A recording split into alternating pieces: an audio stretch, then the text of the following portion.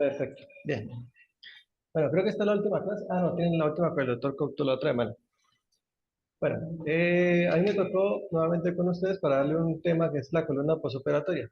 Este, a mí me gustó la vez que yo lo vi en mi curso de la UBA, que me lo dio el doctor Juan Camilo Cifuentes, que de hecho estas son las diapositivas que le pedí el favor de que me las permitiera proyectar y le hice algunas modificaciones, ¿sí?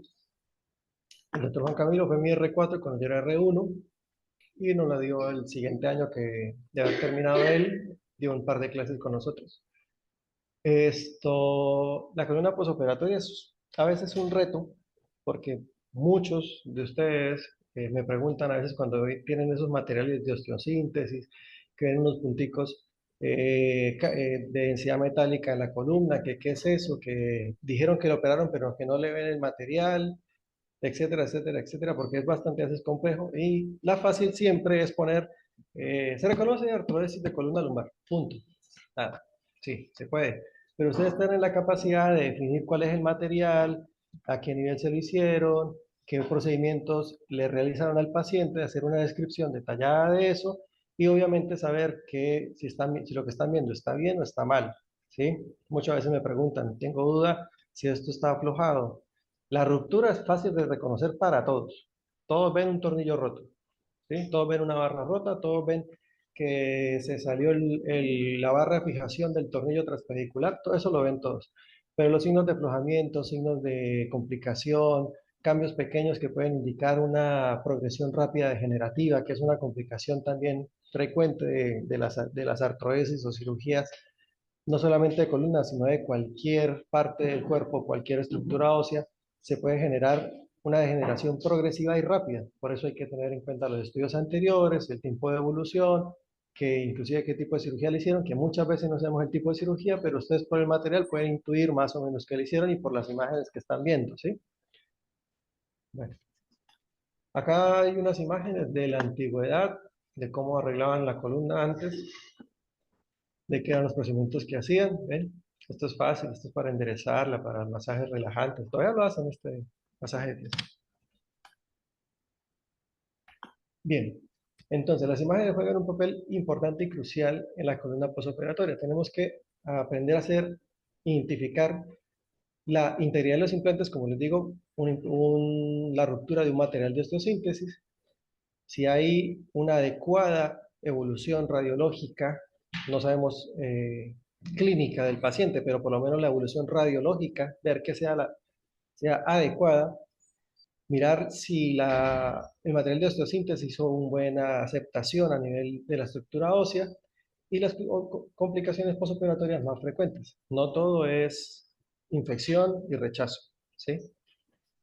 Tenemos que tener una comprensión detallada de la condición patológica inicial, por eso los estudios anteriores son importantes, el tiempo de evolución, la clínica del paciente, que a veces esta nos falla, a menos de que el técnico haga un buen interrogatorio, en el caso de acá de la residencia, que ustedes, los R1, hagan un buen interrogatorio del paciente, y que el paciente inclusive conozca qué fue lo que le hicieron. No, me operaron de columna. Ah, bueno, ¿y qué le hicieron? Me operaron de columna. Ya, punto. Sí. Es difícil a veces esta parte de la clínica. Se pueden ayudar con el sistema, aunque a veces ustedes se dan cuenta que los médicos, la historia clínica son 3 puntos. Control posoperatorio, punto. Todo ok, punto. Control en un mes, pa, listo, ya. 3 párrafos y eso fue toda la consulta del médico. Pero la clínica, como siempre, ustedes son médicos, a pesar de ser radiólogos, es muy importante conocerla. Y el tipo de procedimiento que si bien no les digo que se aprendan todas las técnicas quirúrgicas, sí la idea es conocer aunque sea las más frecuentes y de pronto qué fue lo que se hizo el paciente, ¿sí? Como le digo, es muy importante. Inclusive el tipo de procedimiento que se le hace es útil para saber qué medio diagnóstico es el más útil o beneficioso para valorar ese tipo de columna, ¿sí?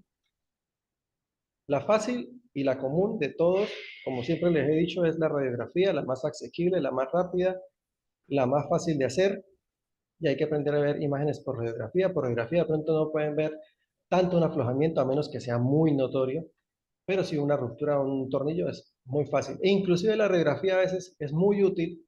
Ustedes pueden tener un estudio de tomografía, uno de resonancia y uno de radiografía, la misma de la misma paciente, y a veces pueden ver por radiografía mejor el material porque les hace obviamente mucho menos artefacto. Tomografía es artefacto a menos que tengan, ahora los tomógrafos traen un software que reducen el ruido del artefacto que genera el material de osteosíntesis, y el resonador hay que mirar, ajustar las secuencias para ver que hagan menos artefacto. Hay secuencias que hacen más artefacto, como lo es la saturación grasa, el ecogradiente, porque cuando hacen la saturación, el artefacto de susceptibilidad magnética que hace alrededor de ese material no hace saturación, no satura, entonces se ve diferente. ¿Ven? Pero se puede hacer, se ajusta el voxel, se ajusta digamos, como la angulación que vaya en dirección a los tornillos. Hay muchas maneras para reducir un poco ese artefacto ruido en la resonancia. Y en la tomografía es con el software del equipo. Bien. La TC es la técnica de elección para valorar el material y la fusión de los elementos óseos. Como ustedes saben, la resonancia es muy buena para todo lo que es músculo, tendones, disco, la médula espinal, pero para las estructuras óseas más o menos floja. Igual se pueden ver porque pueden valorar ese edema de la estructura ósea. Y si tienen la material de osteosíntesis, me imagino que han visto resonancias con materiales de osteosíntesis, se ve horrible. ¿Sí? Aquí, como les dije, optimizar la imagen de resonancia disminuyendo los artefactos es un reto, pero es posible. ¿Sí? Bueno, el tipo de procedimientos quirúrgicos que pueden haber en la columna son básicamente, pues pueden ser estos tres. Unos son descompresivos, otros son correcciones de deformidades, estabilización, fusión, y los otros son procedimientos de excisión que ya son para otros tipos de patologías, no patología discal o espondiloartrósica, más bien patología tumoral, debridamientos de infección, drenaje de abscesos, que pues digamos que esto no lo vamos a abordar tanto, vamos a hablar más de lo que sería el posoperatorio de una columna eh, patológica, artropática. Entonces, los procedimientos descompresivos básicamente se utilizan para eliminar el material del disco herniado que está invadiendo el canal medular y está generando sintomatología del paciente o está comprimiendo el foramen, el neuroforamen, ¿sí? Normalmente se realizan desde un enfoque posterior, obviamente el acceso más fácil a la columna es por detrás, pero hay enfoques anteriores, vi videos de eso, que el video es muy lindo, muestran cómo abren, cómo sacan el disco por delante y todo, pero yo digo, bueno, y aquí quisieron con la aorta, quisieron con todas las otras estructuras, porque muestran en la columna y ya no más, ¿sí? Muy lindo y todo, pero ni idea.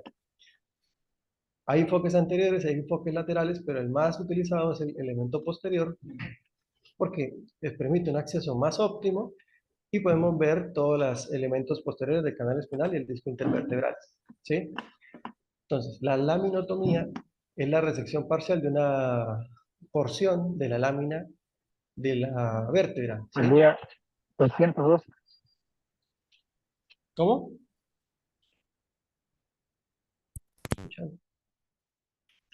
Entonces, laminotomía implica solo la resección parcial de la porción inferior de la lámina cefálica y, si es necesario, la resección superior de la lámina caudal, ¿sí? O sea, es retirar este pedacito y si hace falta retirar este otro pedacito, ¿sí? Y con esto también se puede hacer microdisectomía, que básicamente es que por este huequito que abren, corren el ligamento amarillo, corren la médula o las raíces nerviosas, y por acá, por a nivel posterior, entran hasta el disco intervertebral y sacan el pedacito de disco que está haciendo la patología. ¿Sí? Laminotomía. Laminectomía es la eliminación completa de la lámina y del cuerpo vertebral. Puede ser unilateral, bilateral, y con esto se alivia el estrés y la presión que hay sobre el canal medular. Ustedes se dan cuenta fácilmente porque van a ver todos estos cambios y van a ver que no hay apófisis, inclusive la apófisis espinosa también puede estar eliminada. ¿Sí?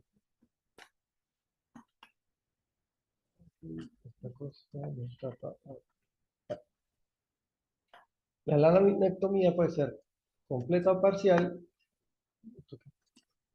Oh,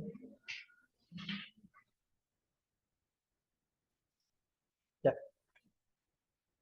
Y como les digo, puede ser de más de un segmento, puede ser de más de un segmento, puede ser completa, retirando inclusive hasta las apófisis espinosas, y esto es para poder acceder bien al canal medular, liberar la compresión nerviosa. Y la idea siempre es intentar preservar la mayor cantidad de, de las uniones facetarias, que serían como lo que daría un poco más de la estabilidad, habiendo eliminado todo lo que sería la lámina y las apófisis espinosas, ¿sí? Si se eliminan las articulaciones facetarias en una gran proporción, o se adelgaza mucho, o se comprometen mucho, da pie a que hayan complicaciones, sobre todo las espondilolistesis, que vamos a ver que es una de las complicaciones que pueden ser frecuentes, ¿sí? La laminoplastia es esto, cuando se utiliza cuando existe una pérdida severa de la altura del espacio discal, se mete un espaciador intersomático, se pierde una gran proporción de la lámina y se utiliza este material para intentar que no hayan espondilolistesis iatrogénicas posterior al procedimiento quirúrgico, ¿sí? Todos estos son materiales de laminoplastia. Son fáciles de identificar porque van digamos, como en la disposición de lo que sería la lámina, las facetas articulares, ¿sí? Lo otro que se utiliza bastante son los espaciadores interespinosos. Los espaciadores interespinosos se utilizan en la cirugía para mejorar la altura del espacio intervertebral por discopatía, ¿sí? Hay varios materiales para utilizarlos. Estos son los, digamos, como los nombres. Acá tenemos el tipo de material que es. Estos materiales que son de titanio o que son metálicos son fáciles de ver por tomo, por rezo, por placa, se pueden ver muy fácilmente. En cambio, estos que son de silicona o PIC, que es un polímero, bueno, un plástico polímero, algo, es un polímero, son radiolúcidos, son difíciles de ver, pero les aplican unos marcadores metálicos para poderlos identificar, que son los que a veces ustedes me preguntan, o a veces les da más dudas porque dicen tienen un antecedente de cirugía de columna y no le ven nada y resulta que es un puntico metálico nomás lo que se le alcanza a ver, ¿sí? Entonces, estos se utilizan para hernias de disco, enfermedad generativa de disco y estenosis espinal e inestabilidad segmentaria. Entonces, acá tenemos unos espaciadores, los que les estamos hablando, estos que son de titanio, el Coflex, el X-Top, son fáciles de identificar, se ven muy fáciles en las placas y se ven fáciles en la tomografía. En la resonancia capaz ven solamente el artefacto que generan y estos que son ya de silicona y de polímero se ven solamente así, ¿ven? Estos dos punticos que son los marcadores, estos dos punticos y estas barritas que sería lo que indica el espaciador intersomático, este puntico es el espaciador intersomático. O sea, el espaciador está acá, simplemente que este es el marcador que tiene, ¿sí? Digamos, así lo pueden ver por RX fácilmente, como les digo. ¿Ven? Fácil de visualizar. En cambio, estos son un poquito más difíciles, van a notar es esto. Como unos punticos de densidad metálica a nivel de los cuerpos, de los espacios intersomáticos. En la AP lo van a ver ubicado como a mitad del cuerpo vertebral y en la lateral ya lo van a ver ubicado a nivel de lo que sería el espacio intersomático. ¿Ven? Este que parecía que estuviera alojado entre el canal medular, en realidad está acá, es una linecita aquí en el espaciador intersomático. El TILF es una variante de, como les digo, de las cirugías. Se ingresa por un abordaje lateral. Igual acá, miren, esto es una barra de fijación posterior. Y acá se genera un poquito de artefacto, pero está reducido el artefacto que está generando esta imagen por resonancia. Y básicamente lo que ustedes pueden ver es esto. O sea, hacen un abordaje lateral, por medio del abordaje lateral realizan la cirugía del disco y dejan este que es un espaciador, un dispositivo intersomático, se deja ahí ubicado donde hicieron la resección de la parte del disco. Y una de las complicaciones es que esto se corra, ¿sí? Porque igual es como que lo ponen y lo dejan ahí, no lo anclan, sino que lo dejan suelto ahí y ese se puede correr. Pero igual es menos del 2% la posibilidad de que lo hagan.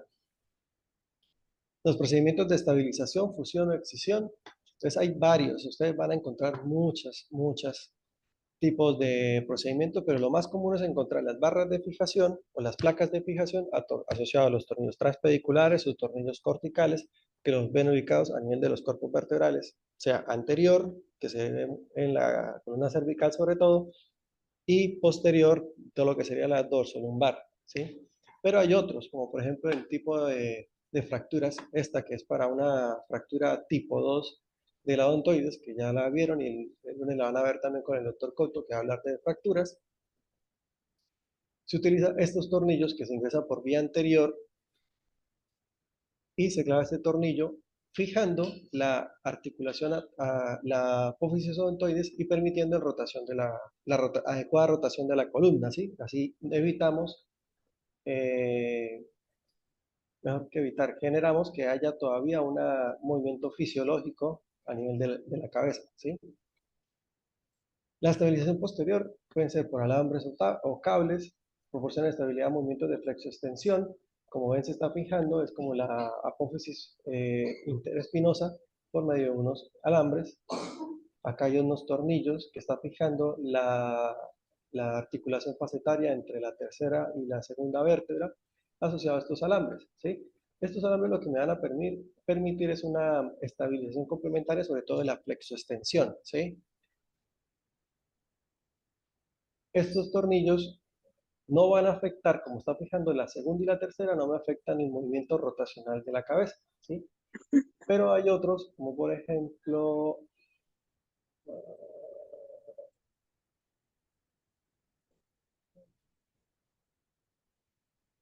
esta, que sería esta, estos tornillos transpediculares se están fijando las masas laterales de la odontoides con el atlas. Estos sí me generan un poquito de disminución de los movimientos rotacionales de la cabeza, pero generan más estabilidad dependiendo del tipo de fractura que haya tenido el paciente, ¿sí? Este, por ejemplo, acá está mal ubicado, ¿sí se dan cuenta? Está ubicado a nivel del espacio intersomático y apenas rozando el borde anteroinferior del cuerpo vertebral. Estos son los alambres que les estoy mencionando, que a veces se ven así. Igual, eso es una sola imagen, una sola foto, pero ustedes lo van a ver que le da la vuelta a la apófisis interespinosa, ¿sí?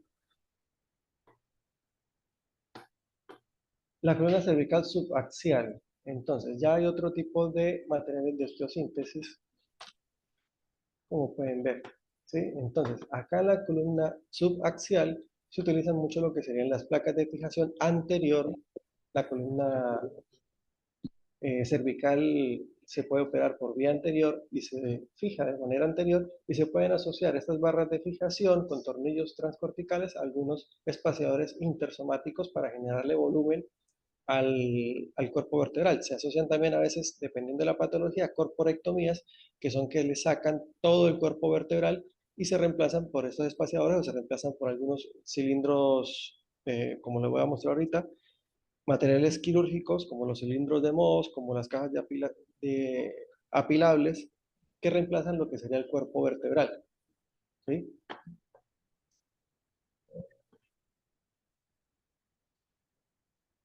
Acá, por ejemplo, son tres pacientes diferentes los que le hicieron corrección quirúrgica por una mionopatía cervical. A este paciente a todos le pusieron la misma placa de fijación anterior y lo que cambia es lo que le hicieron ni a nivel discal o a nivel del cuerpo vertebral. Acá en este está con unas cajas apilables que solamente se ve es esta barra céntrica, pero miren que aquí hay unos punticos. Estos son los punticos que están en relación a la caja por el tipo de material que es radiolúcido. Acá, como pueden ver, hay unos espaciadores intersomáticos que posiblemente sean de silicona. ¿Bien? Y este es uno que se llama cilindro de Mohs, que es fácil de ver. Estos espaciadores intersomáticos, estos punticos, se ven, se tiene que medir a cuánto están del borde posterior, se tiene que medir a cuánto están del margen cortical. Si se dan cuenta, por ejemplo, este espaciador intersomático y en este tornillo, mire que está un poco más angulado hacia arriba que el resto, este está más angulado hacia abajo, puede ser que sea así, pero si yo me doy cuenta en esta radiografía, puedo ver que aquí hay un poquito de esclerosis, el borde de la vértebra es este y acá como que se mete, ¿ven? Y está en relación a estos punticos. Lo que quiere decir es que el espaciador histosomático está haciendo algo de compresión hacia arriba y está haciendo algo de remodelación ósea. Solamente viendo así estos punticos y viendo esto. En la ubicación tiene que estar, como les voy a decir más adelante, hasta 2 milímetros del borde posterior del cuerpo vertebral. Por ejemplo, este está muy cerca al borde posterior del cuerpo vertebral. Entre más cerca esté, más riesgo hay de que invada el canal medular y que haya complicaciones, ¿sí? Este otro es otro material de corporectomía. Ven que aquí no hay tornillos porque no hay cuerpos vertebrales y lo reemplazan por esto que se llama la caja de PIC, una caja de polímero. Entonces, también existen estos que son espaciadores anclados, que sirven para fusionar los espacios intersomáticos de manera independiente, no están asociados a las barras, se ubican de manera, digamos que individual, y ayudan a mantener la distancia del espacio intersomático, ¿sí? Estos, como les digo, tienen que estar hasta 2 milímetros y siempre pueden encontrar esto. ¿Ves? Mira, aquí está el borde de la vértebra, acá hay como una depresión y el espaciador está en relación a esto. Es la remodelación esa que le genera el espaciador intersomático. Si es más de 3 milímetros, hay que reportarlo porque ya es patológico. Estos son otro tipo, esto ya casi no se utiliza. Estos son barras de fijación con tornillos y estos son como una caja hueca que se metía entre los espacios intervertebrales y se rellenaba con algún material, algún injerto, algún fragmento de hueso. Esto puede ser, o cemento, pero ya casi no se utilizan estos, se utilizan bastante, son espaciadores individuales anclados o los espaciadores intersomáticos. La fijación posterior, que es la más común en...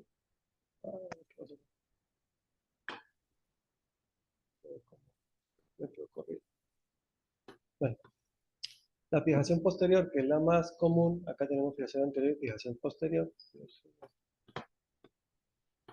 es la más empleada, ¿sí? Tanto columna dorsal como lumbar, aunque en la dorsal también hacen abordajes laterales.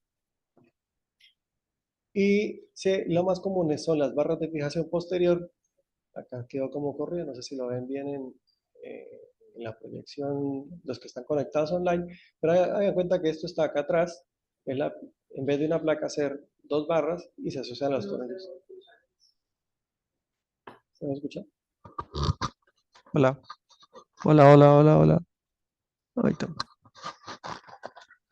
Bueno, me lo voy a tener acá.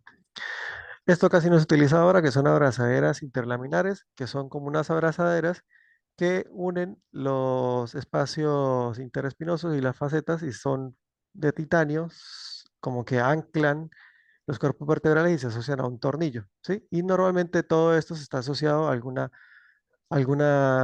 laminectomía, laminotomía o laminoplastias. Entonces, estas son las barras laterales que les digo que se utilizan también a veces en la columna dorsal. También puede. Yo no he visto, la verdad, digamos, en la práctica estas barras laterales. Lo que sí he visto mucho y que ustedes también han visto seguramente son estas barras de fijación posterior. Son las que más comúnmente se utilizan, ¿sí?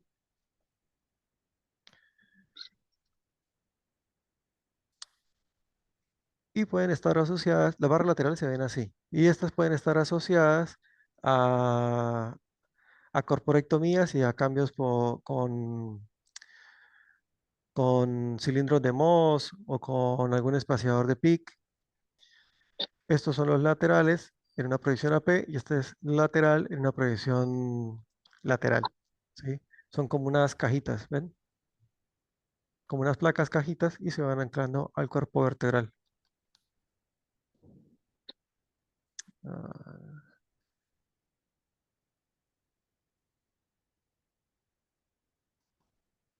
se me corrieron unas imágenes. Bueno, la instrumentación posterior casi siempre son barras de anclaje, barras de fijación con tornillos transpediculares. El tornillo tiene que ir por medio del pedículo vertebral y no invadir el canal medular. Acá en esta placa se puede ver que están las apófisis interespinosas. Aquí falta la apófisis interespinosa. Esto es un cambio por una laminectomía y se asocia a estas barras de fijación, estas placas de fijación con esos tornillos que tienen que ir a través del pedículo. Inclusive en esta placa se puede ver que el pedículo está invadiendo un poquito el canal medular. ¿Sí se dan cuenta? Esto no puede hacer, esto no puede pasar, no puede atravesar hacia el centro del canal medular, ¿sí? Y nunca, aunque los ortopedistas digan lo contrario, nunca deben sobrepasar las corticales, Sí, a veces dicen, no, pueden sobrepasar un poquito y no pasa nada. No. Mira la foto que mandó la doctora Costa, que puede pasar muchas cosas. Bien, esto es, este que es así extenso, extenso, es para corrección de escoliosis. Cuando hay pacientes con escoliosis juvenil y le van a hacer correcciones, pues obviamente para que el resto de su vida tenga una vida más adecuada, le colocan todo este material. Estos son horribles para informar. Toca mirar tornillo por tornillo, mirar dónde están ubicados, que no haya sido de aflojamiento, e inclusive se anclan hasta las crestas ilíacas.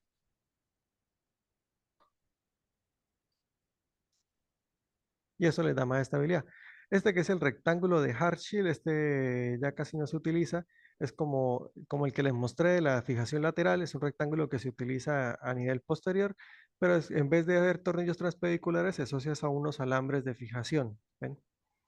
Como que los alambres abrazan lo que serían las masas de las facetas para evitar que se abran, pero ya casi no se usa, pero igual los pueden encontrarse alguno que otro, algún paciente añoso.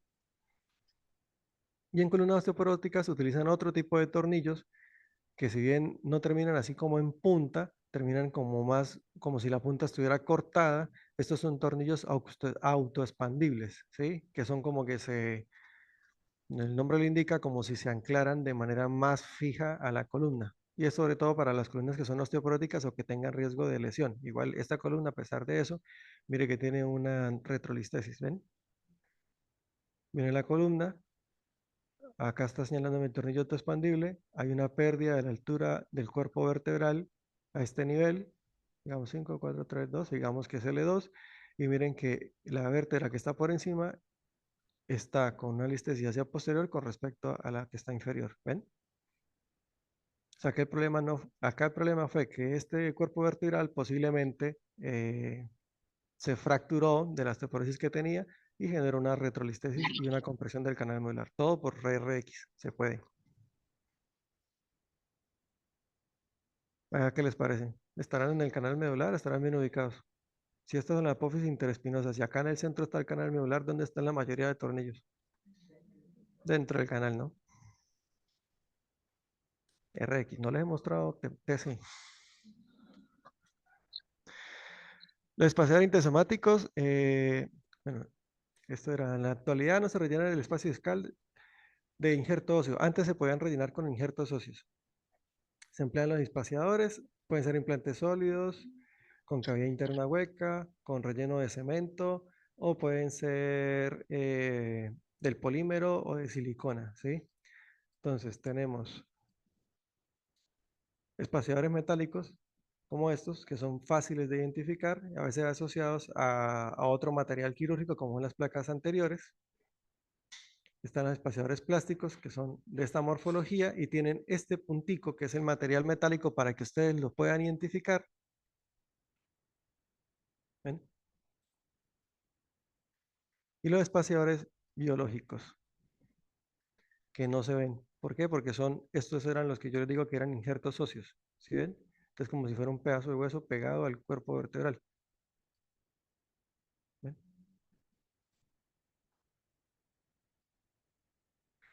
Las corporectomías. Entonces, las corporectomías se pueden con cemento. Son estos espaciadores huecos que se rellenan con cemento y lo único que ustedes van a ver es esta imagen un poquito más radiopaca en la radiografía o en la TC, lo van a ver es más hiperdensa y se asocia a este material céntrico que es el que se ve, que se ve que es metálico. ¿Ven? Acá lo tienes anterior. Esto es un aloinjerto, un injerto óseo. Bueno, los cilindros de Mohs, como les había mostrado, es este cilindro metálico que es fácil de identificar. Lo pueden mencionar así en los informes, cilindro de Mohs, y a veces se puede rellenar con un injerto óseo. ¿Sí? Las cajas apilables, la que les había mostrado al principio, lo único que se va a ver es este tubito que está en el centro, porque esta caja es de otro material diferente. ¿Ven? Pero no están los cuerpos vertebrales, ven esta imagen en el centro. Ustedes tienen que saber que esto es una caja apilable o es un material para corporectomía. Y las cajas de PIC, que son estas imágenes que están acá, son de silicona o son del polímero que se me olvidó el nombre, que son nombres raros. No son radiolúcidos, pero se asocian a veces a alguna imagen que usted les permite visualizar, algún elemento metálico, o estas, por ejemplo, permiten la asociación a tornillos para el anclaje. Entonces, usted solamente lo que van a ver son los tornillos, pero ahí está la cajita. Bueno, son bastantes materiales, pero más o menos es como para que tengan una idea. Igual, ustedes saben que la medicina nunca es la misma durante todo el tiempo, siempre va evolucionando, siempre va cambiando y van a haber nuevos materiales. Ahora hay procedimientos mínimamente invasivos, radioscopías de columna, eh, mira, por laparoscopio operan la columna, hacen disectomías y hacen procedimientos mínimamente invasivos. Las pruebas de imagen, la idea está en el postoperatorio inmediato, confirmar el posicionamiento correcto, la integridad del material quirúrgico, inclusive mirar la alineación de las estructuras óseas, porque una mala alineación en el postoperatorio indicaría un fallo rápido del material, ¿sí? Detectar infecciones, hematomas, fístula de líquido cefalorraquídeo, que es lo más común, y a largo plazo valorar el desarrollo de una fusión ósea y detectar la progresión de la enfermedad que tenía antes del paciente, antes de ser operado el paciente. Cuando el paciente, a pesar de ser operado, persiste con el dolor, se llama síndrome de cirugía fallida de columna, ¿sí? Y no indica que de pronto no esté, que sea un problema del material, puede ser un problema de otra índole, pero es simplemente, este término está aplicado a los síntomas. En el día del 40% de los pacientes por quirúrgicos se observa y debemos poder diferenciar los hallazgos radiológicos normales de una columna de los que indiquen una afección que puedan afectarlos, ¿sí? Entonces, cuando ustedes han visto tomos o rezos, no digo qué placa, porque no lo van a ver, de columnas operadas, lo que más frecuente se ve es que como es abordaje posterior, van a haber una simetría de los planos musculares, pueden haber pequeñas colecciones líquidas, seromas a nivel posterior y edema del tejido celular subcutáneo que puede durar hasta 30 a 60 días, ¿sí? Estos son imágenes por resonancia donde ustedes pueden ver que, por ejemplo, una simetría de los planos musculares, este se ve como con mayor masa en este T1 y acá en la administración de contraste se ve que realza un poco, pero esto igual son como edema posquirúrgico, sí, depende del tiempo de evolución. Otro que puede pasar es la retracción del saco tecal hacia el defecto óseo. Acá pueden ver, acá le hicieron una laminectomía a este paciente y en este T2 se ve como el saco tecal se está retrayendo un poco hacia lo que sería el defecto, ¿sí? En un principio, dependiendo de cuánto salga, puede llegar a ser esperable.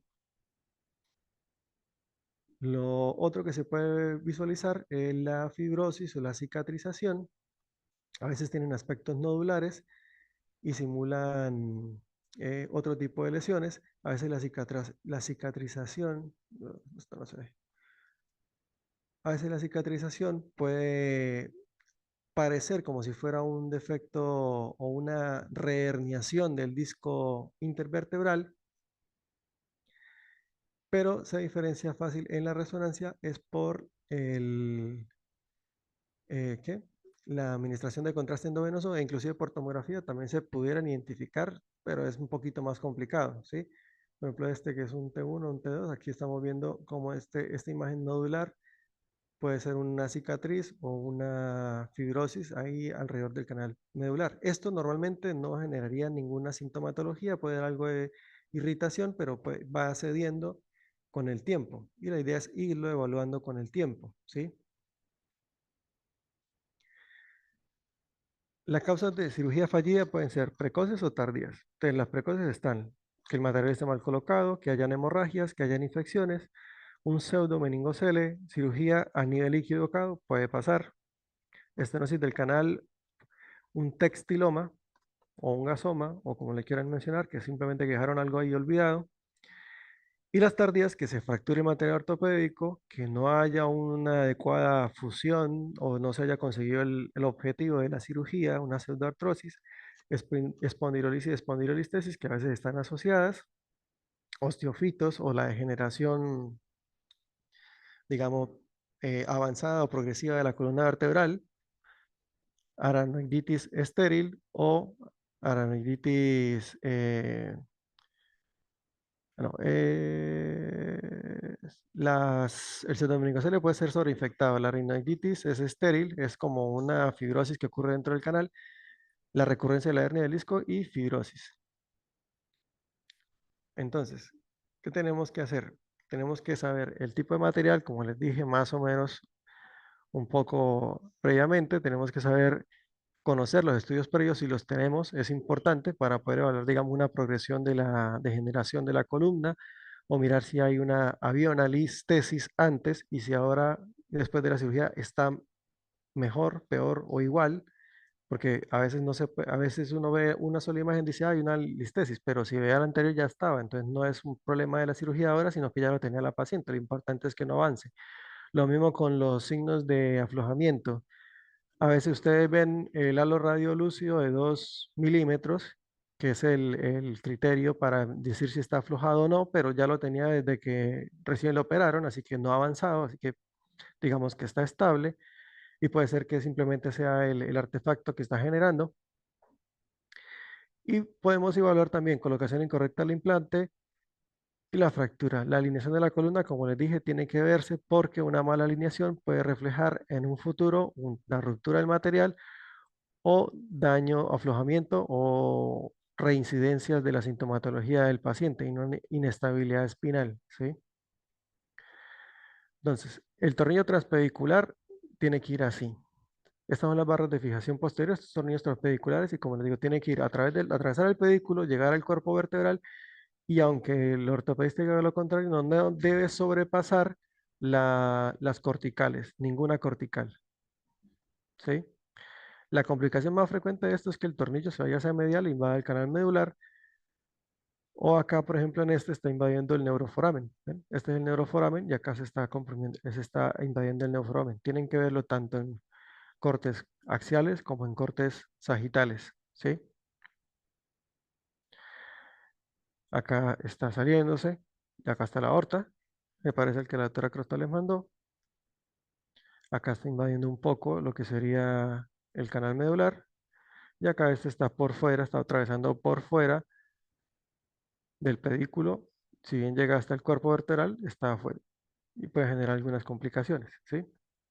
Estos son textiloma, ¿sí? Esto es una paciente que después de un mes de la cirugía llegó con dolor en la zona de la cirugía, le hicieron una resonancia, esto es un T2 donde se ve el edema y este es un T1 con contraste donde se ve esta imagen que es hipointensa y te presenta todo este realce posterior y después se catalogó como un testiloma, la reoperaron y le sacaron lo que tenía, ¿sí?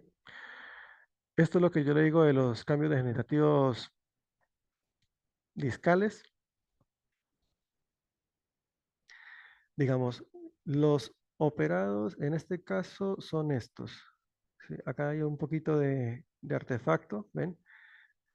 Y la columna que está superior a la operada es la que está presentando todos estos cambios como crónicos.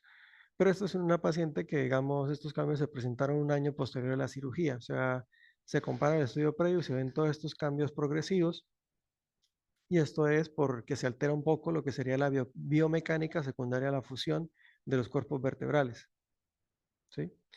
Los signos de aflojamiento, que es otra cosa importante que tenemos que ver, es este halo radiolúcido, ¿ven? Que se pueden ver tanto en axial como en sagital y que no debe superar los 2 milímetros de grosor. A veces son más notorios, a veces es muy dudoso, lo pueden tener así como muy en el límite. Pero le digo que es importante comparar con los estudios previos. Si estaba muy en el límite de milímetros, pero en el pasado no estaba, ya pues son signos de aflojamiento. Siempre evaluar el estudio anterior.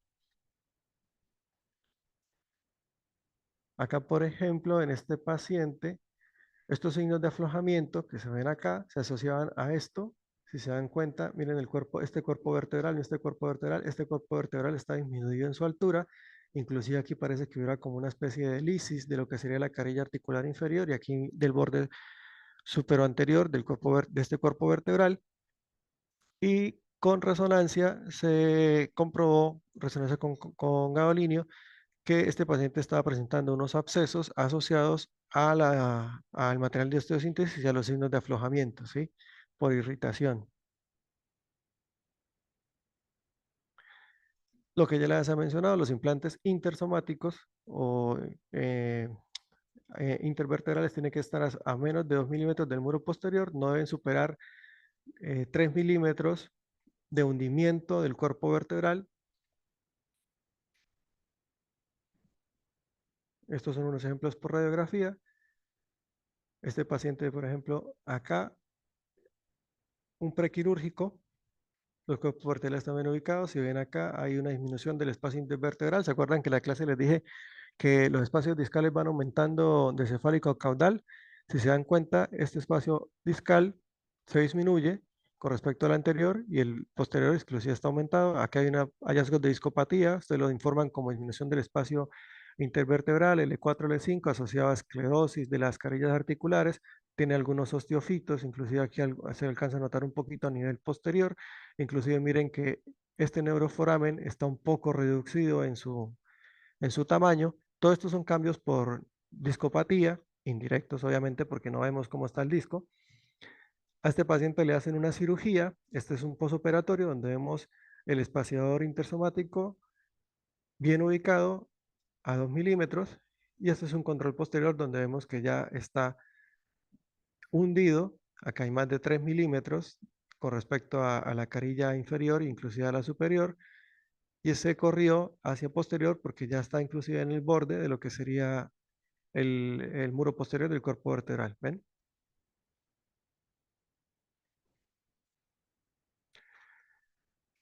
Esto es otra cosa que toca ver. Miren, estas es unas barras de fijación con tornillos transpediculares y un espaciador intersomático con anclaje. Estos son como el anclaje del espaciador. Y este anclaje está invadiendo o está ubicado ya casi que invadiendo el canal medular. ¿Ven? Estos son las que les he mencionado que eran como unas placas asociadas a alambres en vez de tornillos. El problema de este material era que se fracturaba muy fácil. Esto no es que sea así, es que se rompió.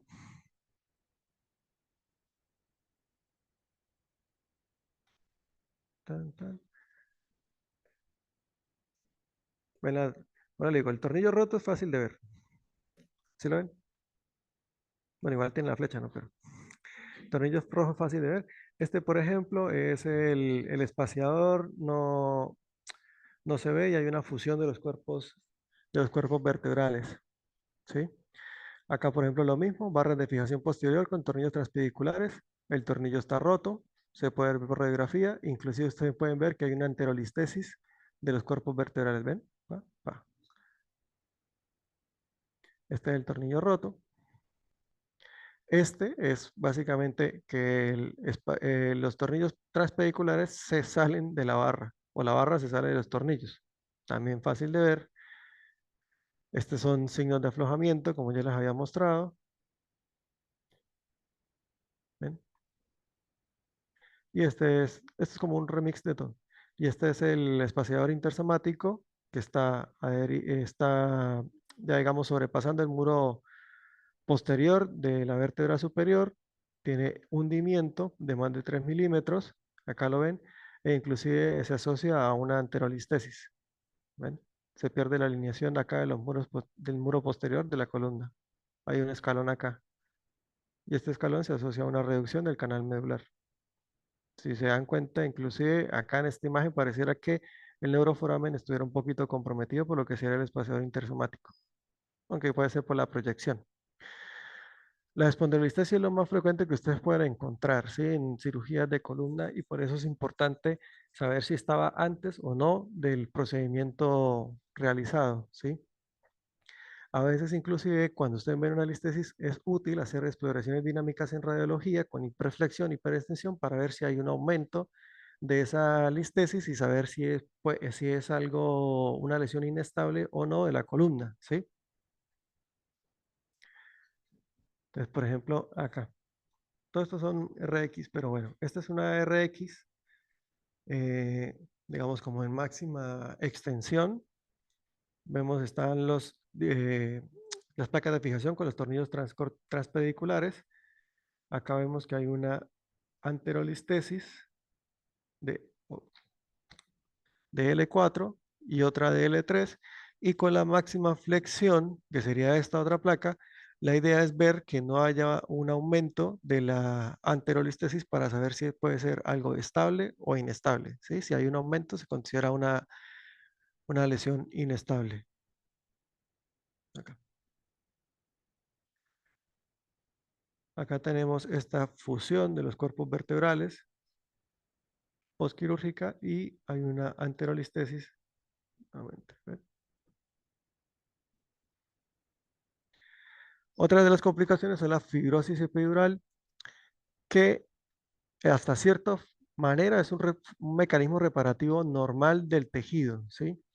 Un paciente con dolor lumbar postquirúrgico y fibrosis hay que descartar siempre otras afecciones asociadas, porque normalmente la fibrosis no es que le vaya a dar una sintomatología tan importante, pero bueno, hay ciertos casos.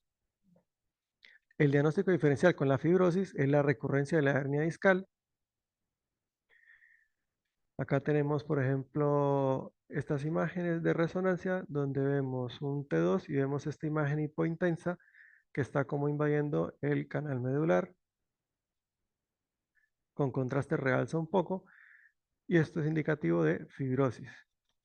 Por ejemplo, acá en esta vemos esta imagen que invade el canal medular, hipointensa en T2. Este es con contraste, tiene un realce con contraste, tiene una apariencia medio nodular y esto es indicativo de fibrosis. La recurrencia de la hernia discal es una complicación no tan frecuente, 7 a 12% de recidiva y la causa de dolor lumbar. La diferencia con la fibrosis es que tras la administración de contraste el material discal no realza de forma inmediata a como lo hace la fibrosis y más bien puede observarse un realce periférico por el tejido de granulación. En TC, los discos no se ven por tomografía, pero por ejemplo, si ustedes ven en tomografía de columna en la ventana de partes blandas, que tienen que verla siempre, ven como un tejido denso que invade el canal medular, pueden asociarlo o a fibrosis o una reincidencia de la herniación del disco. La manera de pronto de diferenciarlo por TC, igual siempre sugiere una resonancia, eso es por las unidades Hounsfield, ¿sí? La hernia de disco tiene mayor unidad Hounsfield, 90-120, a lo que sería la fibrosis entre 50 y 75, ¿sí? Igual a veces se superponen las densidades y es difícil diferenciarlo, ¿sí? Pero por ejemplo, acá en este tenemos una imagen que simula una hernia discal parasagital izquierda que está invadiendo el canal medular, posiblemente le está haciendo una compresión a lo que sea la raíz emergente. Este es un T2, este es un T1 y un T1 con contraste. Y en el T1 con contraste presentan como un realce más bien periférico, ¿sí? Si fuera una fibrosis, realzaría todo de forma homogénea. El pseudomeningocele es un pseudoquiste que se genera. ¿Vieron cuando les mostré como la impronta del saco tecal hacia la laminectomía? Esto es como la progresión de esa impronta. Ya se genera un quiste sin revestimiento meningio secundario a la disencia dural, se rompe la dura y se sale el líquido cefalorraquídeo y se forma como un meningocele, pero iatrogénico, ¿sí? Es muy infrecuente, pueden ser gigantes, hasta 10 centímetros.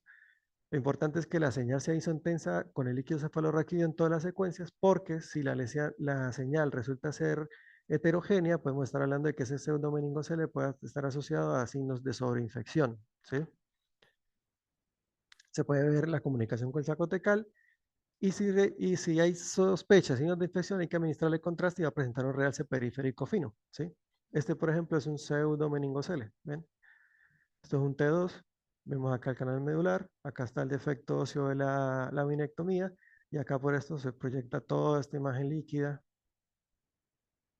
que sería el pseudomeningocele, ¿sí?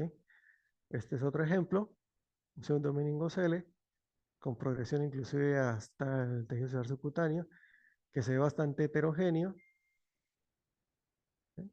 Y que a la administración de contraste endovenoso, que este es un T1 con contraste, presenta una pared gruesa, esta, que realza con el gadolinio y nos indica que hay signos inflamatorios o que puede estar sobreinfectado.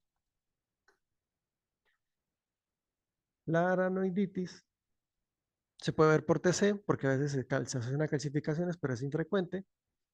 Es más fácil verla por resonancia en un T2 y básicamente es como una, como les digo yo, como una irritación de la aracnoides a nivel intramedular y hay tres tipos de presentación. Es difícil identificar, por ejemplo, el T1 es simplemente un conglomerado de las raíces nerviosas. El T2 es que las raíces nerviosas se localizan en la periferia y da una imagen de saco vacío. Y el T3 es que ya se asocia como si hubiera una masa intermedia obliterando todo el espacio subaranoideo, que es esto, ¿sí? Si ustedes, cuando tengan una columna operada, si están viendo una resonancia, tienen que prestar atención a la disposición de las raíces nerviosas, porque a veces esto se puede pasar muy fácilmente como un hallazgo normal, y resulta que acá están aconglomeradas, esto sería una aranoiditis tipo 1, acá están desplazadas todas hacia la periferia, la aranoiditis tipo 2, y esta es como si estuviera asociada a algo, esta es fácil, como si estuviera asociada a una lesión dentro de la aracnoides y que tiene el compromiso de todas las raíces nerviosas en el centro, ¿sí? Esta es la más complicada. Conclusión, entonces, la evaluación radiológica de la columna es frecuente en la práctica de nosotros, sí, hay que conocerlos desde las posibles técnicas quirúrgicas a los materiales quirúrgicos, a los hallazgos que podemos presentar en el posoperatorio inmediato como en los tardíos, ¿sí? Que igual es bastante extenso, pero más o menos lo que les mostré es como lo más frecuente. E inclusive saber el tipo de técnica a realizar. A veces pueden llegar a decirles un ortopedista, no, es que quiero hacerle una resonancia porque quiero ver si el material está roto. Entonces, no le haga una resonancia, con una placa es suficiente. ¿Ven? Bien, listo. Gracias.